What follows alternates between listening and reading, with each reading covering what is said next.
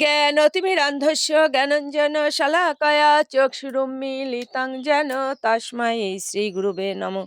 নমঃ বিষ্ণুপাদায় কৃষ্ণপৃষ্ঠায় ভূতলে শ্রীমতে মহানাম স্বামিনীতে নমামি হে। বাঞ্ছাকল্পতরুভ্যশ্চ কৃপা সিন্ধুভ্যেব চ পতিতানাং পাবনেভ্যো বৈষ্ণবেভ্যো নমো নমঃ।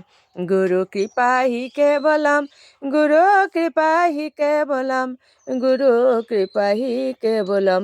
ওম শ্রী পরমাত্মনে নমঃ। ওম শ্রীমদ্ ভগবতে শ্রীগীতায় নমঃ। নারায়ণং নমস্কৃত নরং চৈব নরোত্তমম দেবীং সরস্বতীং ব্যাসং ততো জয়মুদীরয়েৎ।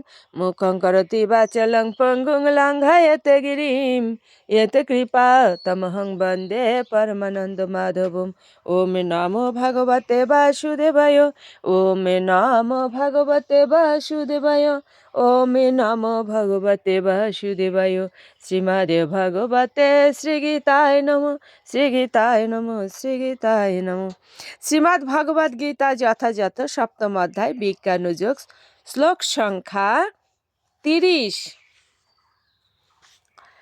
সাধিভূতা অধিदैवं মাম সাধিয়জ্ঞম চ ইয়ে বিদুঃ প্রয়াণকালে অপি চ মাম তে বিদুঃ যক্তচেতসঃ।